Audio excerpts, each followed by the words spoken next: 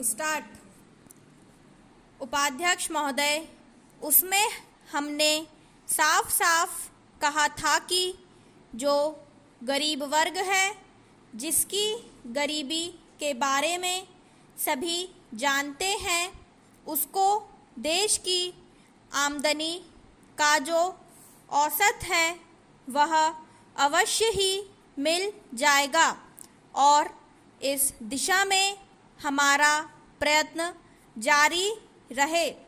हमारा जो बजट है उसको जब तक अपनी आर्थिक व्यवस्था या अपने विचारों के अनुसार नहीं आंकेंगे, तब तक उस ध्येय की पूर्ति नहीं हो सकती।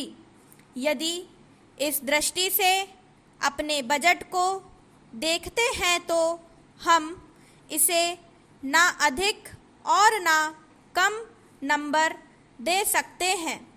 मेरी प्रार्थना यह है कि सरकारी या सरकार जिन संस्थाओं को सहयोग देती है, उन्हें आदेश दिया जाए कि वे देश की उन्नति का विचार करें, परंतु खाने की पुष्टि देकर नहीं। यह कार्य शीघ्र से शीघ्र होना चाहिए। इसका कारण यह है कि उच्च श्रेणी आम जनता का आदर्श होती है और जो कुछ उच्च श्रेणी के लोग करते हैं उसकी नकल कनिष्ठ श्रेणी के लोग करते हैं।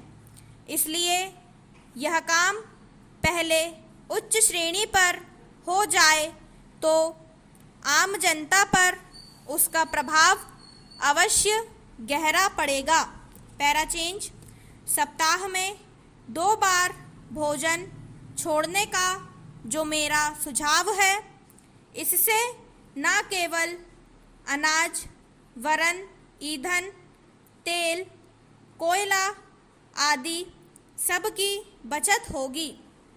भोजन छोड़ने के अलावा अन्न बचाने का और भी एक तरीका है, वह भी सामूहिक सामाजिक श्रेणी पर किया जा सकता है।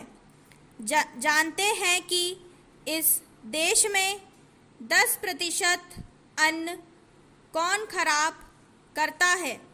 कीड़े, पंछी, बंदर और बोरियां। ठीक ना होने से अनाज गिर जाता है और मिट्टी में मिल जाता है। यह विचारणीय है। इस प्रकार 80 लाख टन बर्बाद होने वाले अन्न को बचाया जाए तो भारतवर्ष को किसी भी देश से अन्न की भिक्षा मांगने की आवश्यकता नहीं पड़ेगी।